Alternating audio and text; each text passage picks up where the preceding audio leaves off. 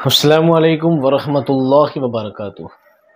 अज़ीज़ दोस्तों, साथियों, प्यारे बच्चों, मैं मोहम्मद शहजाद खान आप तमाम ही का अपने सैरलाइज के डिवीज़न में खैर मकदम करता हूँ। आप तमाम ही का तहे दिल से इस्तकबाल करता हूँ। उम्मीद करता हूँ आप तमाम ही खैर आफियत से होंगे और खुशो-खुर्रम ज़िंदगी गुजार रहे होंगे। प्यारे बच्चों, आज का हमारा टॉपिक है मुख्तसर अफ़साना, जो कि आपकी अगली यूनिट है। आपके निसाब में, आपके सिलेबस में 2 अफ़साने गोरी हो गोरी और चौथी का जोड़ा, 2 अफ़साने आपके निसाब में शामिल हैं। 11th क्लास में हम दोनों को पढ़ेंगे बारी बारी। उससे पहले हम जान लेते हैं कि ये मुख्तसर अफ़साना कौन सी सिन्फ है। मुख्तसर अफ़साना, जिसे इंग्लिश में शॉर्ट स्टोरी भी कहा जाता है, हिंदी में से लघु कथा कहते हैं। क्या कहते हैं? लघु कथा कहते हैं। मुख्तसर का मतलब छोटी और अफ़साने का मतलब कोई कहानी। ठीक है, मुख्तसर अफ़साना यानी कोई छोटी कहानी। मुख्तसर अफ़साने के बारे में काफ़ी सारी बातें हैं, हम पढ़ते जाते हैं और आपको बताते जाते हैं। मुख्तसर अफ़साना जदीद दौर की अहम नसरी सिन्फ है। इसके ज़रिए किसी शख्स की ज़िंदगी के एक अहम पहलू या किसी वाक़े का बयान इस तरह किया जाता है कि पढ़ने वाले के दिलो दिमाग पर उसका असर गहरा पड़े या उसका गहरा असर पड़े, ऐसा था। मुख्तसर अफ़साना यानी शॉर्ट स्टोरी जदीद दौर की, जदीद कहते हैं नए को, दौर कहते हैं ज़माने को, नए ज़माने की अहम नसरी सिन्फ है। एक होता है नसर, एक होता है नज़्म, एक होता है गद्य, एक होता है पद्य। ये गद्य की सिन्फ है। सिन्फ यानी शैली, विधा। ठीक है, तो मुख्तसर अफ़साना क्या है? नसर की एक सिन्फ है।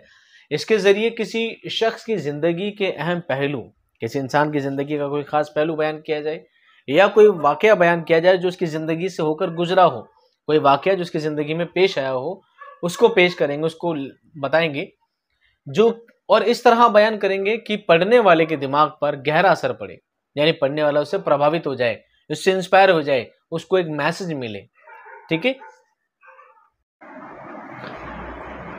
अफसाने की मुतअद्दिद तारीफें की गई है। मुतअद्दिद अलग अलग, बहुत तरह की, बहुसंख्यक जिसको कहते हैं ना, बहुसंख्यक, विभिन्न तारीफें की गई है।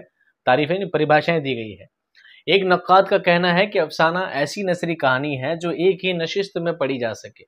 एक नक्काद कहते हैं आलोचक, इसे तनकीद निगार भी कहते हैं। नक्काद कहते हैं जो किसी चीज पर तनकीद करता हो, सिर्फ नक्काद कहते हैं। तनकीद कहते हैं आलोचना को, नक्काद कहते हैं आलोचना करने वाले आलोचक को। एक आलोचक का कहना है कि अफसाना ऐसी नसरी कहानी है जो एक ही नशिस्त में पढ़ी जा सके, एक ही बैठक में पढ़ी जा सके। पहले मैं आपको एक वाज़ेह कर दूं कुछ चीज कि अफसाना क्यों दुनिया में आया, कैसा ये वजूद में आया। शॉर्ट एंड स्वीट में 2 लाइन में समझिए। आपको पता है कि दुनिया में एक ऐसा भी ज़माना था, एक वक्त ये था कि जब इंसान के पास सिर्फ जंगलों में घूमना और शिकार करना कराना और ज़िंदगी उसी में गुजार देना, आपने पुराने ज़माने में पढ़ा होगा। धीरे धीरे सभ्यताएं चेंज होती गई, धीरे धीरे सभ्यताएं चेंज होती गई, आगे से आगे दुनिया सभ्य होती गई, पढ़ी लिखी होती गई, समझदार होती गई। और एक ज़माना है लोगों के पास सिर्फ बस काम गुजारी के लिए, दिन गुजारने के लिए बस काम था, थोड़ा बहुत काम था, खाना गुजारा करना, घर गुजारी करना, और दूसरा मनोरंजन का साधन कुछ नहीं होता था। एंटरटेनमेंट नाम की कोई चीज़ नहीं होती थी। तो उस वक्त भी कहानी किस्सों का रिवाज चला था। उन कहानियों को कहते हैं दास्तान। क्या कहते हैं? दास्तान। दास्तान में एक कहानी के अंदर दूसरी ज़मीनी कहानियाँ, यानी कहानी में कहानी, कहानी में कहानी, और बहुत बड़ी कहानी होती है, क्या कहते हैं? दास्तान। क्या कहते हैं? दास्तान, जिसमें मनगढ़ंत बातों को, माफ़ूक़ुल फ़ितरी बातों को शामिल किया जाता है। ये मैं आपको पहली यूनिट में बता चुका हूँ। ठीक है, दास्तान के बाद जब दुनिया और तरक्की करने लगी, लोगों को लगा कि हमारी ज़िंदगी का एक मकसद है, हमें अल्लाह ताला ने दुनिया में यूं ही नहीं भेजा है। तो ये माफ़ूक़ुल फ़ितरी काल्पनिक चीज़ों से उठकर जो चीज़ें लिखी जाने लगी, वो बना नॉवेल। क्या बना? नॉवेल। नॉवेल में सच्ची बातों को लिखा जाने लगा, जीती जागते इंसानों की बातें लिखी जाने लगी, जबकि दास्तानों में कालीन की, जिन की, भूत की, परियों की बात होती थी। और नॉवेल में एक इंसान की ज़िंदगी की काफ़ी तवील दास्तान को पेश किया जाता था, यानी उसमें सच्ची बातें होती थी, है ना। एक इंसान की ज़िंदगी में कैसे मौके आने वाले हैं, कैसी ज़िंदगी में कैसे समस्याएं, क्या प्रॉब्लम्स आती हैं, और किन प्रॉब्लम्स में, किन समस्याओं में, किन हालातों में इंसान को क्या करना चाहिए, ये सब बातों में बयान की जाती, वो होता है नॉवेल। तो पहले चलती थी दास्तान, दास्तान से ऊपर उठ के क्या चला? नॉवेल। लेकिन धीरे धीरे धीरे वक्त गुजरता गया और लोग बिजी से और ज़्यादा बिजी होते गए। अब लोगों के पास इतना टाइम नहीं कि लंबा चौड़ा नॉवेल पढ़ सके। तो उन्होंने क्या किया? फिर रिवाज में आया अफसाना। क्या है अफसाना? तो अफसाने के लिए लिखी गई बात है। एक नकात कहते हैं अफसाना वो है जो एक ही नशिस्त में पढ़ी जा सके। नशिस्त कहते हैं एक ही बैठक में आदमी एक बार बैठे और एक बार में बैठ के पढ़ के उड़ जाए। आधे घंटे से लेकर 2 घंटे तक किसकी मयाद मानी गई है कि मिनिमम आधे घंटे का हो सकता है, आधे घंटे से 2 घंटे के अंदर अंदर आदमी इसको पढ़ लेता है, वो क्या कहलाता है? मुख्तसर अफसाना। आगे देखिए, एक और नक्काद का कहना है कि अफसाना उन कहानियों से बिल्कुल मुख्तलिफ है जो इत्तेफाक से कहानी होने के अलावा मुख्तसर भी होती है। अब दूसरे नक्काद क्या कहते हैं कि जरूरी नहीं कि अफसाना हर कहानी को अफसाना ही कह दोगे आप। जो इत्तेफाक से संयोग से ऐसा हो कि कहानी है और छोटी भी है तो मतलब अफसाना है, नहीं, जरूरी नहीं है कि कहानी है और छोटी है मतलब अफसाना नहीं है। हर छोटी कहानी को अफसाना नहीं कहा जा सकता। अफसाना भी एक सिन्फ है। ये कहानी की एक वाज़े फन्नी सूरत है। फन्नी कहते हैं कलात्मक, फन्नी कहते हैं कलात्मक सूरत है, वाज़े स्पष्ट सूरत है। इजाज व इख्तिसार, जिद्दत, फनी हुस्न और तखय्युल की चाशनी इसकी इम्तियाजी खुसूसियात हैं। थोड़ी नए नए वर्ड हैं, ढंग से समझे। इजाज व इख्तिसार, इख्तिसार कहते हैं संक्षेपण को, छोटे को, संक्षिप्त को, बिल्कुल छोटा होना इसकी खासियत है। जिद्दत यानी नयापन, फनी हुस्न यानी कलात्मक विशेषताएं, एकदम विशिष्टता। तखय्युल की चाशनी, तखय्युल बना है, तखय्युल बना है ख्याल से, तखय्युल बना है ख्याल से, ख्याल की चाशनी, कल्पना की शक्ति, कल्पना, काल्पनिक चीजों को अपनी कल्पना से, चीजों का इमेजिनेशन बहुत ज्यादा मजबूत है इसकी। इसकी इम्तियाजी खुसूसियात, इम्तियाज कहते हैं विशिष्टता, खुसूसियात है, विशेषताएं हैं। यानी क्या है अफसाने की खासियत? क्या है? वो छोटा है, छोटी कहानी है, जिद्दत उसमें नयापन है, फनी हुस्न है, कलात्मक है, और तखय्युल की चाशनी यानी वो क्या है? उसकी काल्पनिक शक्ति, अपनी कल्पना से लिखी जाने वाली तखय्युल की चाशनी बहुत ज्यादा बुलंद इसमें पाई जाती है। ये इसकी विशिष्टताएं हैं, विशेषताएं हैं। अफसाना सीधी सादी कहानी नहीं बल्कि ऐसी फनी तख्लीक है जिसमें फनकार के इरादे और हिकमत को दखल होता है। वापस देखिए, अफसाना सीधी सादी कहानी नहीं है, कोई सीधी सादी कहानी और छोटी है इसको अफसाना नहीं कहा जाएगा, बल्कि ऐसी फनी तख्लीक है। तख्लीक कहते हैं रचना, तख्लीक कहते हैं ऐसी रचना है जिसमें फनकार के इरादे और हिकमत को दखल है। हिकमत कहते हैं उसी अकल को, अकल की बात भी कही जाती है, वो है अफसाना। हर किसी छोटी कहानी को अफसाना नहीं कहा जा सकता। किसी मखसूस वाक़े या सूरत हाल या किसी मखसूस किरदार का नक्श इस तरह उभारा जाता है कि प्लाट यानी वाक़यात की तरतीब और तंजीम पढ़ने वाले को मुतासिर कर सके। मुतासिर करना यानी प्रभावित करना। अब यहाँ पे जो लफ्ज़ लिखा प्लॉट, ये घर बनाने वाला प्लॉट नहीं है, ठीक है, कि जिससे अपने घर बन जाए वो वाला प्लॉट नहीं है। ये प्लॉट का मतलब है, प्लॉट कहते हैं कहानी की एक्शंस को, कहानी के उस सीन्स को एक तरतीब देना, एक सिस्टम देना। तरतीब कहते हैं सीक्वेंस देना कि कहानी यहाँ से यहाँ तक कहानी ऐसी होनी चाहिए, फिर उसके बाद कहानी में ये पोर्शन आना, फिर कहानी में ये पोर्शन आना, यानी कहानी को एक सिस्टम से तरतीबवार जमाना। ये सब क्या कहलाता है? प्लॉट कहलाता है। क्या कहलाता है? प्लॉट कहलाता है। इंग्लिश में प्लॉट, उर्दू में प्लॉट कहा जाता है, ठीक है। तो प्लॉट भी इसमें उभरता नजर आता है कि किसी मखसूस वाक़े को बयान किया जा रहा है।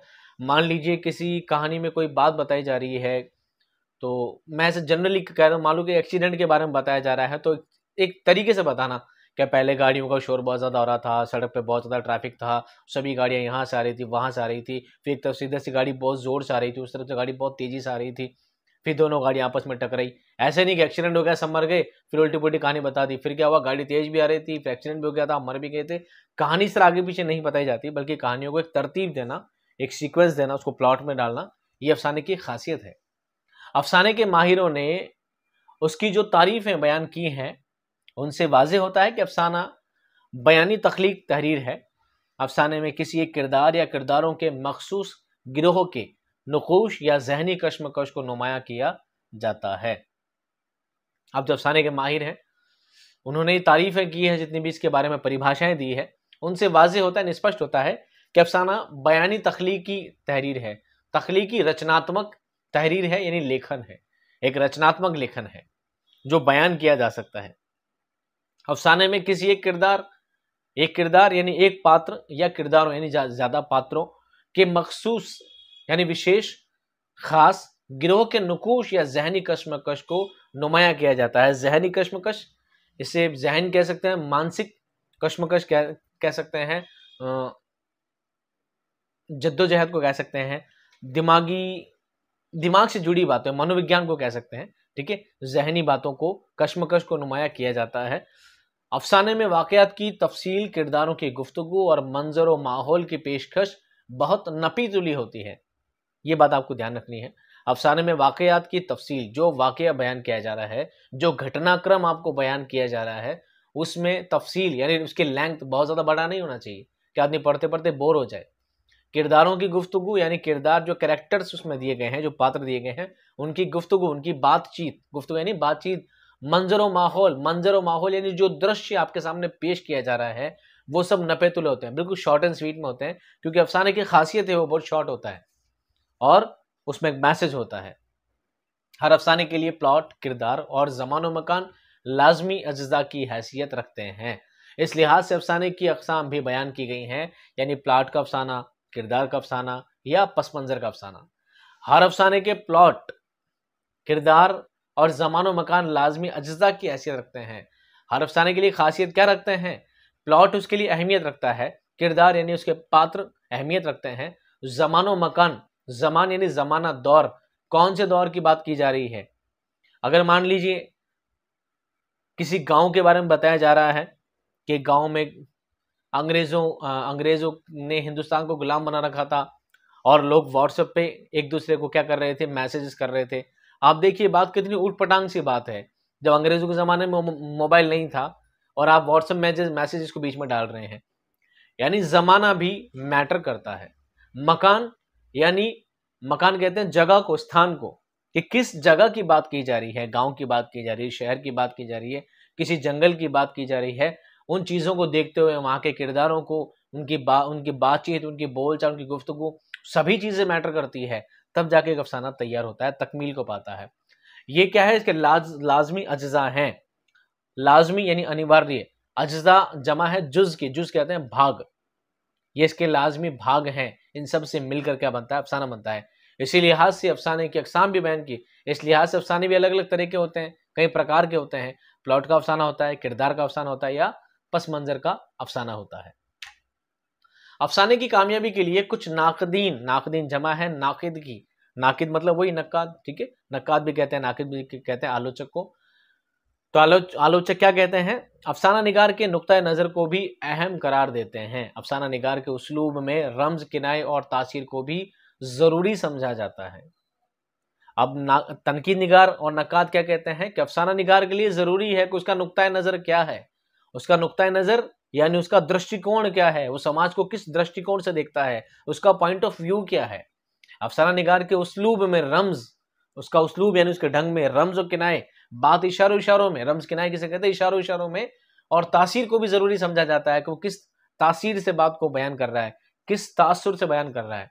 ये भी चीजें अहम रखी जाती है। मान लीजिए अगर मुंशी प्रेमचंद की बात की जाए, मुंशी प्रेमचंद को पहला अफसाना निगार भी माना जाता है, तो उनका जो पॉइंट ऑफ व्यू था वो क्या था, उनका दृष्टिकोण क्या था, वो समाज के गरीब तबके की आवाज उठाना चाहते थे कि समाज में गरीब तबका भी होता है, गरीब किसान होते हैं, उनकी जिंदगी किस हालत से गुजर रही है, उनका पॉइंट ऑफ व्यू वो था। वहीं एक मंटू थे, मंटू भी अफसाना लिखते थे, उनका समाज में देखते थे वो, उनके अफसानों को अश्लील भी कहा गया, वैश्य, ठीक है, अश्लील भी कहा गया, लेकिन समाज के पॉइंट ऑफ व्यू था, उनका नजरिया था। वहीं इस्मत चुगताई है, उन्होंने समाज को अलग नजरिए से देखा, समाज में औरतों को देखा, उन औरतों की हालतों को देखा, उनको पेश किया। हर मुसन्निफ का, हर अफसाना निगार का एक पॉइंट ऑफ व्यू होता है, एक दृष्टिकोण होता है जिससे वो समाज को देखता है। उर्दू में मुख्तसर अफसाने का आगाज 20वीं सदी के साथ हुआ। उससे पहले क्यों नहीं हुआ, उससे पहले नॉवल चलते थे, और ये हुआ किससे, अंग्रेजी अदब से हुआ है। अफसाना अंग्रेजों से आया हिंदुस्तान में, अफसाना डायरेक्टली नहीं आया।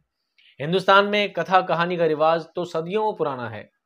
इस तरह अरबी और फारसी में दास्तान और किस्सस की रिवायत मिलती है, लेकिन मुख्तसर अफसाने की सिन्फ उर्दू में मगरिब के असरात की देन है। ये वर्ड आपको ध्यान से सुनने और समझने हैं। उर्दू में मुख्तसर अफसाने का आगाज 20वीं सदी से होता है, उससे पहले अफसाने चलते थे। हिंदुस्तान में कथा कहानी का रिवाज था। हिंदुस्तान में क्या चलता था, हिंदी चलती है, तो यहाँ पे क्या चलती थी, कथा कहानी। हिंदी में होती ना कथा, लघु कथा, दीर्घ कथा, तो हिंदुस्तान में क्या चलती थी, कथा कहानी, जो कि हिंदी में चलती थी। रिवाज तो सदियों पुराना है। इसी तरह अरबी और फारसी में दास्तान और किसस, फारसी वाले क्या पढ़ते हैं? दास्तान। अरबी वाले क्या पढ़ते हैं? किसस। किसस जमा है किस्से की। आपने पढ़ा होगा किस्सुल अंबिया, अंबियाओं के किस्से, है ना। तो किसस जमा है किस्से की। किस्सा किस में होता है? अरबी में। अरब वाले किस्से, किस्से कहानी, किस्से पढ़ते थे, किस्से कहा करते थे। फारसी वाले दास्तान कहा करते थे। और हिंदुस्तान में कथा कहानी का रिवाज सदियों पुराना है, बरसों चल रहा है। लेकिन मुख्तसर अफसाना जो है ये मगरिब असरात की देन है। मगरिब यानी पश्चिमी कल्चर की, वेस्टर्न कल्चर की देन है। उर्दू में सबसे पहले प्रेमचंद और यलदरम ने अफसाने लिखे। सज्जाद हैदर यलदरम खुर्रतुल हैदर के वालिद साहब हैं। इन दोनों को ही पहला अफसाना निगार माना जाता है, लेकिन इसमें इख्तलाफ है। और मुंशी प्रेमचंद को पहला अफसाना निगार माना जाता है, सज्जाद हैदर यलदरम को पहला रोमानवी अफसाना निगार माना जाता है। दोनों को आपको याद रखना है। इनके फौरन बाद कई अफसाना निगार मुख्तलिफ तर्जों में नुमाया हुए, प्रकट हुए, सामने आए। मसलन अहमद अकबर आबादी, नियाज फतेहपुरी, हिजाब इम्तियाज अली वगैरह ने उर्दू अफसाने को नई जहत अता की। नई जहत यानी नई दिशा दिखाई। देखते ही देखते अफसाना उर्दू फिक्शन की मकबूल तरीन सिन्फ बन गई। उर्दू फिक्शन की सिन्फ बन गई। अब फिक्शन क्या चीज है? नस्र में भी दो तरह की फिक्शन होते हैं, एक होता है फिक्शन, एक होता है नॉन फिक्शन, जिसको उर्दू में एक तो अफसानवी अदब, एक गैर अफसानवी अदब कहते हैं। इंग्लिश में होता है ना फिक्शन और नॉन फिक्शन। तो फिक्शन को तो बोलते हैं अफसानवी अदब, एक होता है नॉन फिक्शन, उसको बोलते हैं गैर अफसानवी अदब। अब ये दोनों चीज क्या है? फिक्शन नॉन फिक्शन क्या है? फिक्शन से मुराद ये है वो चीज जिसमें कोई कहानीपन हो, वो सिर्फ जिसमें क्या हो? कहानीपन हो। जैसे दास्तान, दास्तान में कोई कहानी है तो दास्तान किस में आएगी? फिक्शन में आएगी। नॉवेल में कोई कहानी है तो नॉवेल किस में आएगा? फिक्शन में आएगा। अफसाने में कोई कहानी है तो अफसाने किस में आएगा? फिक्शन में आएगा। जबकि अगर मजमून की बात की जाए तो मजमून क्या है? नॉन फिक्शन, क्योंकि मजमून में कोई कहानी नहीं होती। इंशाइया की बात की जाए तो वो क्या है? नॉन फिक्शन है। तो ये सब चीजें क्या है कि नॉन, जिसमें कोई कहानीपन ना हो वो सब क्या कहलाएंगे? नॉन फिक्शन कहलाएंगे। और जिसमें कहानीपन हो वो फिक्शन कहलाएगा। ठीक है। 1936 में तरक्की पसंद तहरीक का आगाज हुआ। तरक्की पसंद आंदोलन का आगाज कब हुआ? 1936 में। मैंने इस पर अलग से वीडियो बना रखा है, वहां जाकर देख लीजिएगा। मैं यहाँ पर हर एक चीज को डिटेल में बयान करके आपका टाइम वेस्ट नहीं करूंगा। इससे चंद बरस पहले अंगारे के नाम से बागियाना कहानियों का एक मजमुआ शाया हो चुका था। चंद बरस पहले, कुछ साल पहले, बागियाना विरोधाभास करने वाली, विरोध करने वाली कुछ कहानी, कौन सी? अंगारे के नाम से एक प्रकाशन हो चुका था। इसमें 10 कहानियां थी। इन कहानियों ने मौजू और फन दोनों एतबार से नए तजुर्बों की बुनियाद डाली।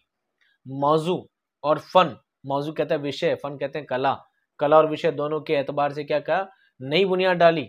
इसके बहुत पहले प्रेमचंद 1880 था 1936 इनकी विलादत और वफात की तारीख है। 1880 में इनकी विलादत हुई थी और 1936 में आपकी वफात हुई थी।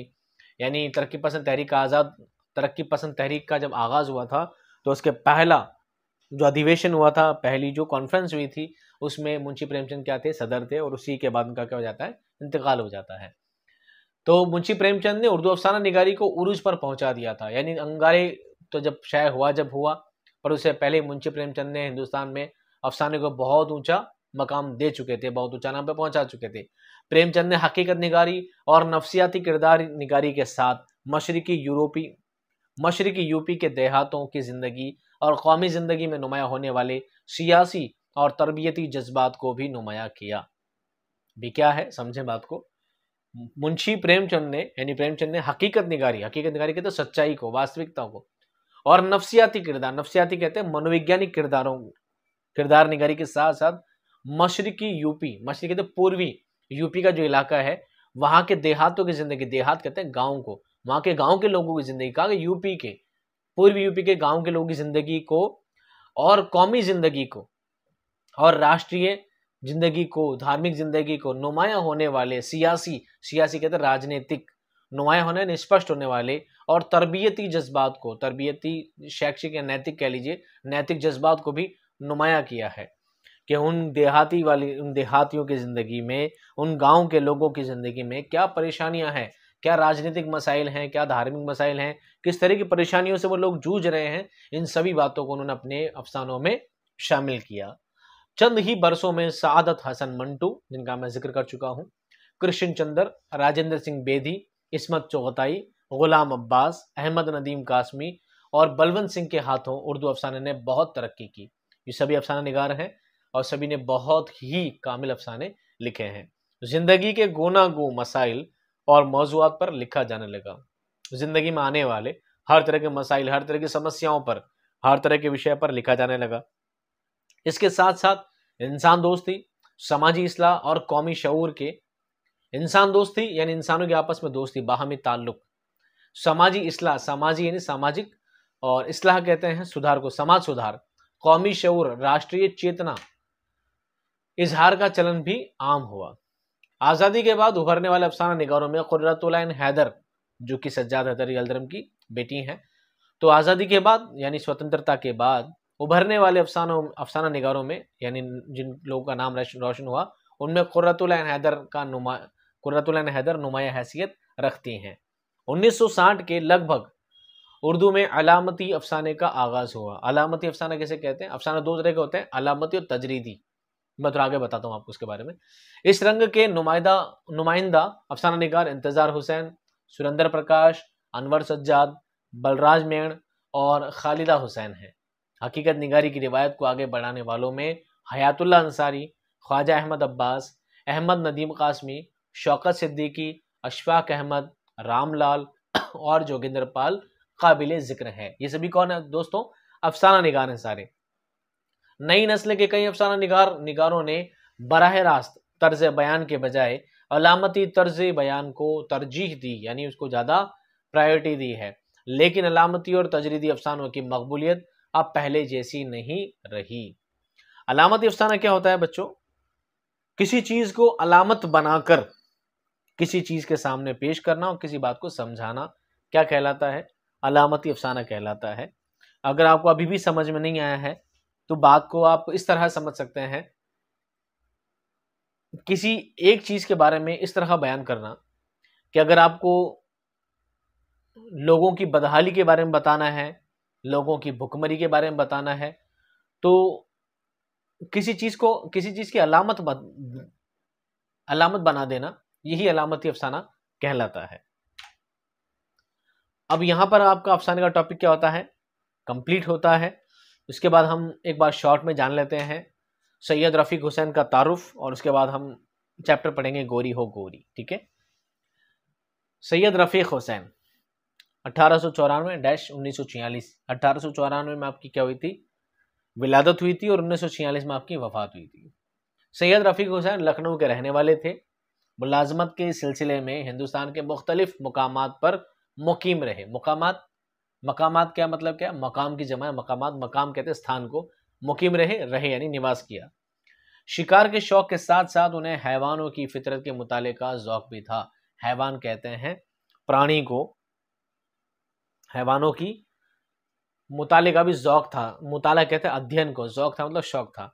उन्होंने जानवरों की नफ्सियात पर मुतअद्दिद अफसाने लिखे। जानवरों की नफ्सियात, जानवरों के मनोविज्ञान पर भी मुतअद्दिद यानी अलग अलग बहुत सारे क्या लिखे हैं? विभिन्न बहुसंख्यक अफसाने लिखे हैं, जो अपनी नौइयत के एतबार से मुख्तलिफ और मुनफरिद हैं।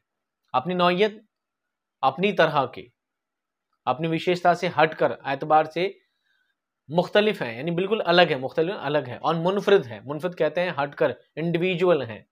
उनके अफसानों का मजमुआ आईना हैरत के नाम से शाया हुआ था। यही मजमुआ शेर क्या सोचता होगा के नाम से भी तबाह हुआ यानी प्रकाशित हुआ। उनकी ज़्यादा तहरीरें जानवरों की फितरत और अमल की अक्कासी करती है। जानवरों की फितरत कैसी होती है, जानवर का नेचर कैसा होता है, उस बारे में उन्होंने सबसे ज़्यादा लिखा है। रफ़ीक हुसैन के अफसानों में मनाजिर फितरत की ऐसी हसीन और सच्ची तस्वीरें मिलती हैं जिनकी नज़ीर उर्दू में कहीं और नज़र नहीं आती। रफ़ीक हुसैन के अफसानों में मनाजिर फितरत यानी प्रकृति, नेचर का दृश्य, मनाजिर जमा है मंजर की, मंजर कहते हैं दृश्य को, मनाजिर यानी दृश्यों, फितरत कहते हैं नेचर को, प्रकृति को, प्रकृति के दृश्यों की ऐसी हसीन, ऐसी खूबसूरत और सच्ची तस्वीरें मिलती हैं जिनकी नज़ीर यानी जिनका उदाहरण कहीं और नहीं मिलता है। अल्फाज के सौती आहंग से तासीर पैदा करने में रफ़ीक हुसैन को कमाल हासिल है। सौती आहंग, सौती कहते हैं स्वर, यानी मैं आगे वर्ड इसको कंप्लीट करता हूँ। मुख्तलिफ जानवरों की आवाज़ें, परिंदों की बोलियां, पानी के बहने का शोर, हवा के चलने की धीमी और तेज़ आवाज़ें, जंगल की साएं सब कुछ उनके अफसाने में मौजूद है। मौजू अल्फाज के तवस्सुत से रफ़ीक हुसैन अपने कारी को जंगल की दुनिया में ले जाकर तमाम आवाज़ें सुनाते हैं। यानी देखिए इनके लिखने का जो स्टाइल है, इनके लिखने का जो तरीका है, इनका जो उसलूब है, वो सौती आहंग से मुतासिर है बहुत ज़्यादा। यानी अगर आपको किसी जंगल के बारे में बता रहे हैं कि जंगल में कोई फलां जानवर आ रहा है, फिर फलां जानवर आ रहा है, तो ये जब लिखते हैं तो उस चीज़ को शामिल करते हैं कि जंगल में तेज़ हवाएं चल रही थी, साएं साएं साएं साएं। अब हवा चलने से मुराद ये नहीं, हवा कह रहे हैं तेज चल रही, तो आप इससे अंदाजा लगा सकते हैं कि हवा तेज कैसी चल रही होगी। शेर दहाड़ रहा होगा तो आपने अंदाजा लगा लिया होगा शेर कैसे दहाड़ रहा होगा। इन्होंने उस वर्ड को भी लिखा है कि गाय बोल रही है बां बां, कुत्ता बोल रहा है भाऊ भाऊ, तो कुत्ता चिल्ला रहा था भाऊ भाऊ, तो भाऊ भाऊ भी लिखा उन्होंने। तो ये उनका सौती आहंग पे उनकी पकड़ थी बहुत ज़बरदस्त कि उनको पता है कि हवाएं चलने से कैसी आवाज़ आती है, पानी बहता है तो कैसी आवाज़ आती है, उन आवाज़ों को भी उन्होंने लिखा है। ये बहुत कमाल की बात है। अफसाना गोरी हो गोरी का बुनियादी किरदार गोरी नाम की एक गाय है जो वफादारी और ईसार का पैकर है। पैकर कहते हैं शरीर का समझ लीजिए, जिस्म समझ लीजिए। गोरी हो गोरी अफसाना है जिसके मुसन्निफ है रफ़ीक हुसैन, और इन्होंने ये अफसाना लिखा है। और इसमें गोरी हो गोरी का बुनियादी किरदार जो है, केंद्रीय किरदार है, केंद्रीय पात्र जो है वो गोरी है। और गोरी कौन है? गोरी एक गाय है जो वफादारी की इसार, वफादारी कहते हैं, वफादारी आप जानते ही, ईसार कहते हैं न्योछावर करना किसी पर, उसका पैकर है। और रफ़ीक हुसैन ने सैलाब के पस मंजर में गोरी का किरदार इस तरह उभारा है कि वो मोहब्बत और ममता की अलामत बनकर दिल पर असर करती है। गोरी का किरदार इतना ज़्यादा अच्छा बनाया इन्होंने कि इससे पता लगता है कि गोरी की ममता यानी हिंदी ममता कह लेते हैं कि एक ममता की अलामत बनकर दिल पर असर करती है। अब ये वर्ड वापस आया अलामत बनकर, यानी वो चाहते हैं कि जानवर भी इंसानों की तरह समझ रखते हैं, सूझबूझ रखते हैं, उनमें भी मोहब्बत होती है, उनमें भी ममता होती है। उस चीज़ को उन्होंने अपने अफसानों में क्या किया है? बयान किया है। अब हम पढ़ेंगे बच्चों गोरी हो गोरी अफसाना अपने नेक्स्ट वीडियो में, क्योंकि ऑलरेडी वीडियो काफ़ी लंबा हो चुका है। नेक्स्ट वीडियो में हम ये पढ़ेंगे अफसाना। तो मिलते हैं हम नेक्स्ट वीडियो में बहुत जल्द आपसे। तब तक खुश रहिए, आबाद रहिए। कोई क्वेरी हो तो कमेंट में ज़रूर बताइएगा। तब तक के लिए खुदा हाफिज़।